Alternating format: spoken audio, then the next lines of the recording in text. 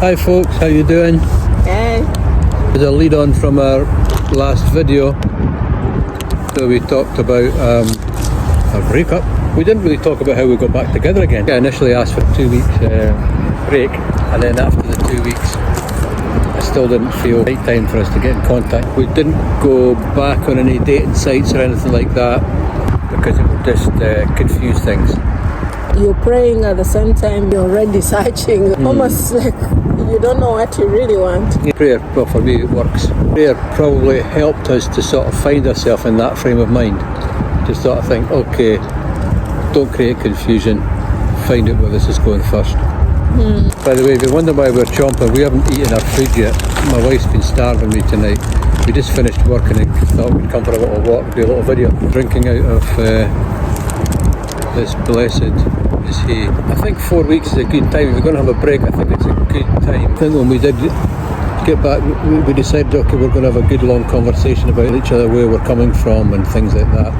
Anyway, we both came back together again in a better light and a better perspective.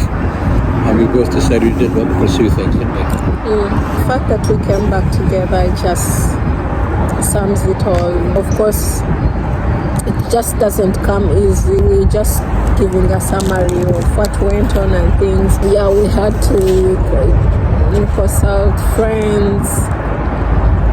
And not just friends, you know, you get somebody that is mature and somebody that has been married for many years.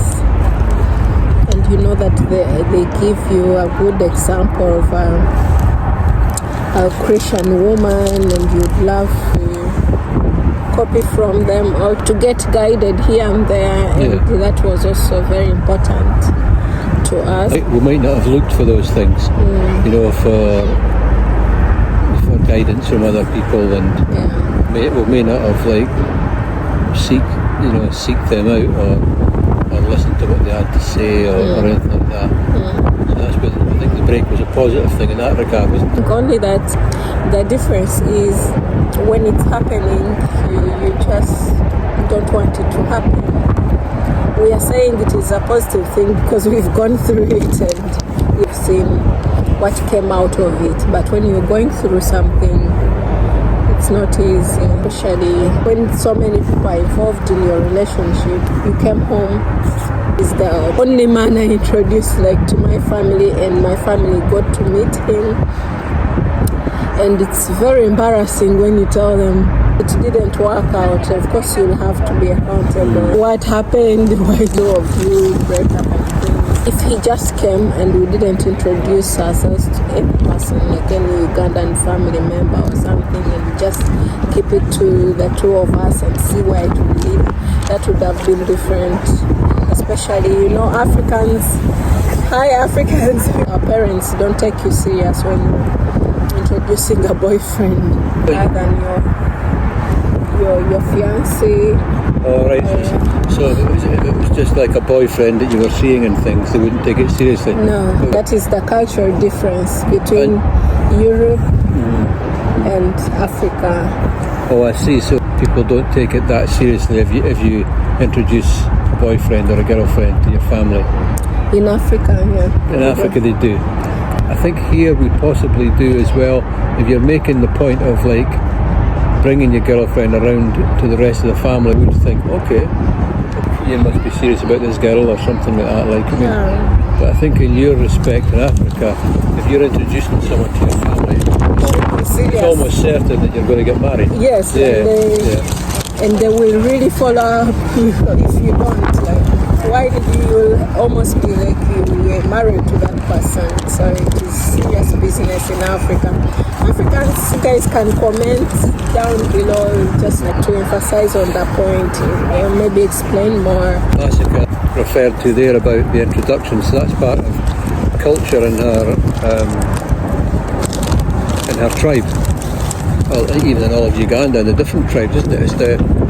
Is if you're feeling serious about someone that's going to go somewhere like to engagement and marriage, then the first thing you do is you do an introduction and you arrange with the family to meet them in their house. And the aunts and the uncles are there as support for them, for the fathers and the mothers, and all the brothers, if they can be there. So everybody's in the house, and then you've got to, and then you it's custom you take a bunch of food with you, like a gift of food. Anyway, it's just part of the culture. Everybody does it, soap powder and all that sort of thing. And other things, so much. So that was the first thing. We arranged. Well, Massacre did, and then she told me. Would you mind if I introduced you to my family? I think you said, or something like that. We had talked would it be okay? Yeah. We were going on well, just to let you know that if it was a serious relationship, then it would be okay, like to meet some of my family members. That's how it was. And then when we discussed further, that night before, we said it's okay if we had a formal introduction. From my point of view, I was sat on a chair in the living room, and there was about 8 or 9 people all around me, and one main spokesperson for the family asking me a series of questions. Like, have you got a family already? Quite serious and quite almost like an interview. I felt like, whoa, I have to be quick on the hop here with the answers, you know what I mean? And it was. I was sweating. I was sweating like a banshee by the end of it. Cause it was quite hot, Kasese, as well, wasn't it? That's where Massacre's family comes from, Kasese. The questions they ask, I presume it's about are you serious about this relationship? How did you two guys meet? Where are you from? What is your background? If they are Christians, they also want to know your Christian beliefs, and the family wants to know you. And that is what happened. So when they realized you were serious about the relationship, when you said so, then they told you the steps to take. This is what we're going to expect you to do. Pay dowry. So I was told during that period there in the house, I was told about the dowry. Okay, so to me, the dowry, I'm thinking, okay, it's just like a thing you've got to do, but I was thinking £50 or something like that. And the amount that I'd read up in the dowry so far, it came across to me like it was a payment to the family for losing a worker in the family, even though Massacre is not living in the same area as the rest of the family and things. It's just a culture. So I couldn't understand it properly, but then when they started talking about what the dowry would be and things, and it was they were mostly talking about goats, buying goats for this person in the family, a goat for that person in the family, also a suit of clothes for the parents, a mattress and some bedding for the parents, and this is it's throughout your clan, the Bakonzo clan, but also probably throughout Uganda as well, isn't it? A lot of things in the dowry. It's like a payment to buy goats for certain members of the family, and for clothing and for bedding and things like that. Yeah, actually, let me just say, all over the African continent, we have a thing of dowry. I think South Africans call it labor. And I hope I'm mentioning it well. Expect to pay dowry, but we always give different things. It's not that. The thing is, I think coming from the West, that is sort of quite alien to us. We have had a lot of negative experience from different countries, about people being scammed and conned and things like that. It almost seems like we're buying a bride, or we're paying to marry someone. Well, that gives the wrong impression, you know what I mean? One, you're having to buy a bride. It's like, a person shouldn't be for sale type thing. It's just, it doesn't sit right with us, just the way that we think in our country.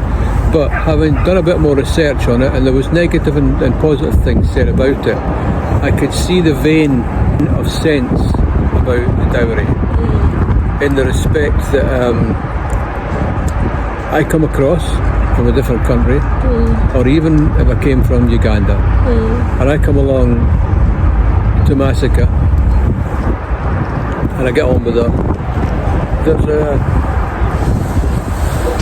responsibility I take on there if I get married Yeah. to her, or if she gets married to me, his responsibility as the man is to be able to provide for her, to keep the family housed and protected and fed and things. It's like, so the vein that I could see that was very positive is that the families in the Vakonza tribe in Uganda, to them, they want to know that the man who wants to marry their daughter, because they see it as a community's daughter, they see you as a community's for us daughter. to believe in Africa, The child is brought up by the it community. takes a whole community to bring up a child. So what I could see, and I think it helped praying about it as well, like, because I could only see the negative side of it to begin with.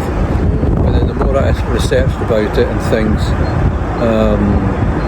and I wasn't judged for my point of view from you. I didn't feel that, or from your family, because I did speak out my point of view sometimes to you and to your family. I never felt judged, but it gave me time to actually research things and to see that it's a good thing that Masika's family are looking out for her, that she's going to be with a man who is resourceful, because if he hasn't got the money for the dowry, he has to be able to find it.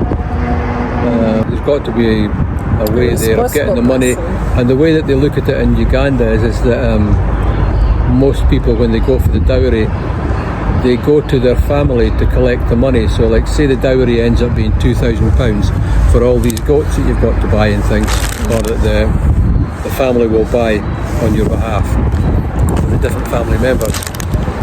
What will happen a lot of time in Uganda is that you'll go around your uncles and brothers and maybe, okay, can you give me a goat? Can you give me a goat? I'm getting married soon, can you give me a goat? And so it's showing also that the husband has got a support network where he lives, which is also a good thing for the family, because then they know that the daughter that they're sending out to get married has got a support network with her husband, the new place where she's going and things. In Africa, we do the things collectively, we help each other, one way or the other. When we are happy, we still put our funds together. When we are sad, we still put our funds together to help each other. So we usually have family meetings before somebody marries or gets married, for your friends and family to support you. Yeah, that's the thing. Support you financially. If we'd got married in Uganda, the people would have bought us things. They would have contributed to that. Yeah, that's what I meant.